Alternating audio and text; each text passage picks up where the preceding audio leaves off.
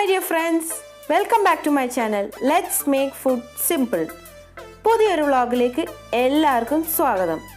അതിനു മുമ്പ് ഈ ചാനൽ സബ്സ്ക്രൈബ് ചെയ്തവർ സബ്സ്ക്രൈബ് ചെയ്യൂ.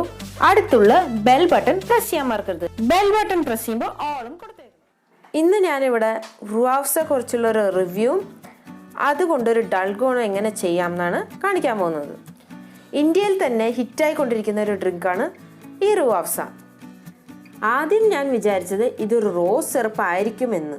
പക്ഷേ ഇതിൻ്റെ വില ഒന്ന് നോക്കിയപ്പോഴാണ് മനസ്സിലായത് ഇത് നമ്മുടെ സാധാരണ റോസ് സിറപ്പിനേക്കാളും വില കുറച്ച് കൂടുതലാണെന്ന്.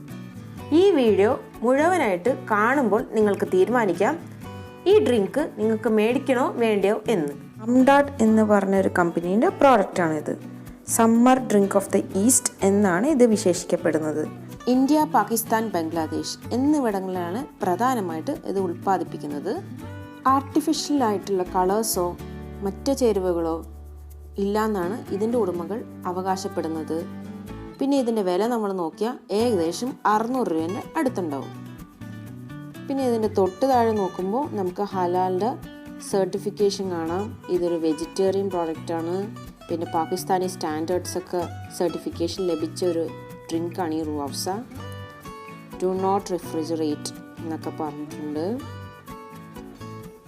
ഇനി ഇതിൻ്റെ ഇൻഗ്രീഡിയൻസിലോട്ട് കിടക്കാം. പെർമിറ്റഡ് ഫുഡ് കളേഴ്സ് എന്നൊക്കെ പറയുന്നുണ്ട്. പക്ഷേ ഈ റൂഹ് അഫ്സൻ്റെ പ്രധാന ചേരുവ തന്നെ റോസാപ്പൂവിൻ്റെ ഇതളുകളും വിവിധ ഔഷധ പുഷ്പങ്ങളും പ്രകൃതിദത്തമായ ഔഷധ ചേരുവകളും ചേർന്നിട്ടുണ്ടെന്നാണ് ഇതിൻ്റെ ഉടമകൾ അവകാശപ്പെടുന്നത്. പക്ഷേ ഇതൊന്നും നമ്മൾ ഇൻഗ്രീഡിയൻറ്റ് സെക്ഷനിൽ നോക്കുമ്പോൾ കണ്ടിട്ടില്ല. എന്തായാലും ഇതാണ് നമ്മുടെ റൂഹ് അഫ്സ.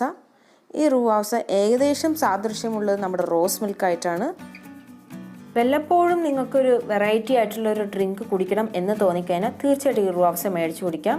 ഇത് വെറുതെ നമുക്ക് സർബത്ത് പോലെ ആക്കി കുടിക്കാം, വെറുതെ പഞ്ചസാരയും വെള്ളമൊക്കെ ചേർത്തിട്ട്. പെട്ടെന്ന് നമ്മുടെ വീട്ടിലൊരു ഗസ്റ്റൊക്കെ വരുവാണെങ്കിൽ ഇതുപോലത്തെ ഒരു ഡ്രിങ്ക് നല്ലൊരു ഓപ്ഷനാണ്. ഇനി ഈ ബോട്ടിലൊന്ന് നമുക്ക് ഓപ്പൺ ചെയ്ത് നോക്കിയാലോ. ഈ ബോട്ടിൽ ഓപ്പൺ ചെയ്യുമ്പോൾ നല്ലൊരു റോസ് സിറപ്പിൻ്റെ മണമാണ് നമുക്ക് കിട്ടുന്നത്. നമ്മളിൽ ചില പേരെങ്കിലും റോസ് മിൽക്ക് ഉണ്ടാക്കാറില്ലേ, അപ്പോൾ ആ റോസ് സിറപ്പ് പോലെ ഇരിക്കും ഈ റൂഹ് അഫ്സ കണ്ടാൽ. പക്ഷേ 600 രൂപ എടുത്തിട്ട് ഈ റൂഹ് അഫ്സേൻ്റെ സിറപ്പ് തന്നെ വാങ്ങണോ? സാധാരണ നമ്മുടെ റോസ് മിൽക്കിൻ്റെ സിറപ്പ് തന്നെ വാങ്ങിച്ചാൽ പോരെ എന്നാണ് ഞാനിത് കുടിച്ചു കഴിഞ്ഞപ്പോൾ ആലോചിച്ചത്. ഇത് 100% എൻ്റെ ഒരു പേഴ്സണൽ അഭിപ്രായമാണ്.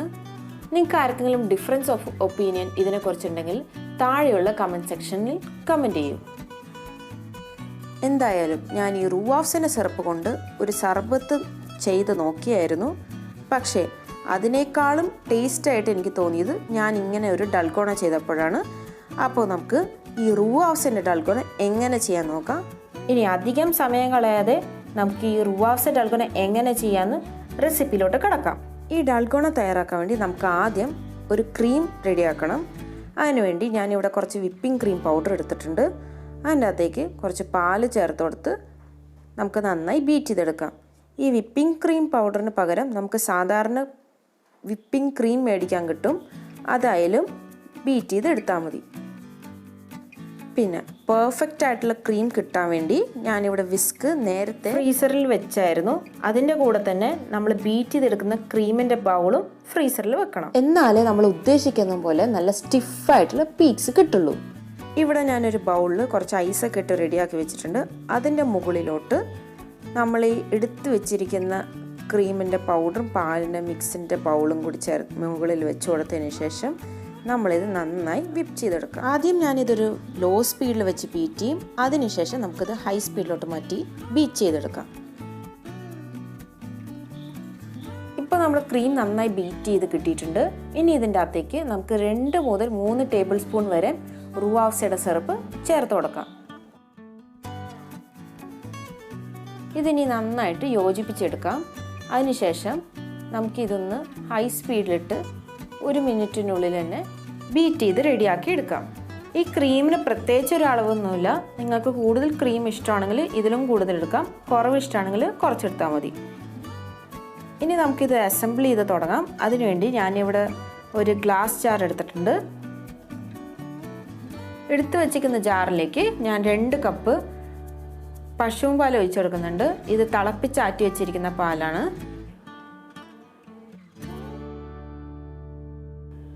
ഇനി ഇതിൻ്റെ അകത്തേക്ക് ഞാൻ മധുരത്തിന് വേണ്ടി മിൽക്ക് മെയ്ഡാണ് ചേർത്ത് കൊടുക്കുന്നത്. നിങ്ങൾക്ക് വേണമെങ്കിൽ പഞ്ചസാരയെല്ലാം ചേർത്ത് കൊടുക്കാം.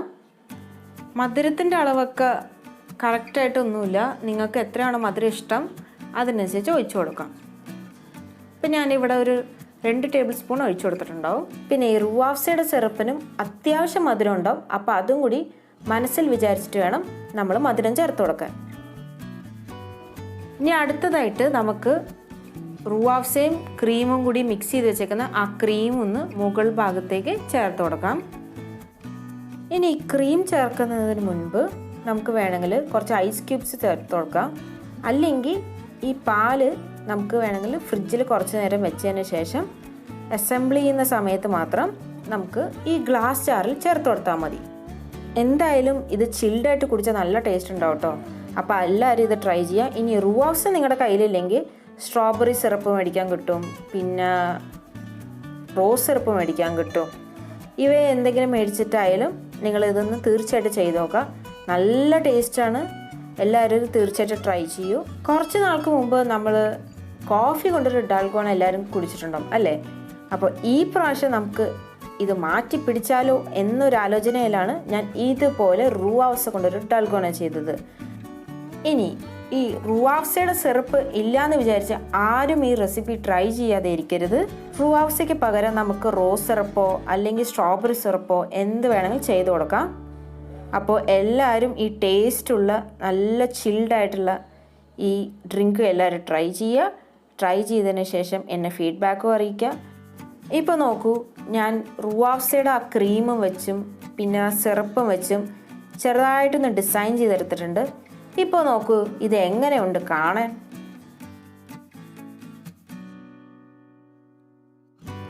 ഇനി അവസാനമായിട്ട് ഞാൻ ഇതിൻ്റെ മുകളിലേക്ക് കുറച്ച് പിസ്ത വിതറി കൊടുക്കുന്നുണ്ട്.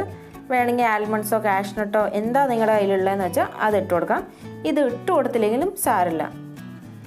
അപ്പോൾ നമ്മുടെ റൂഹ് അഫ്സ ഡൽഗോണ ഇവിടെ റെഡി ആയിട്ടുണ്ട്. എല്ലാവരും തീർച്ചയായിട്ടും ട്രൈ ചെയ്യുക. ട്രൈ ചെയ്തിട്ട് എന്നെ ഫീഡ്ബാക്കും അറിയിക്കുക. ഫ്രണ്ട്സ് റിലേറ്റീവ്സായിട്ട് മറക്കാതെ ഷെയർ ചെയ്യുക.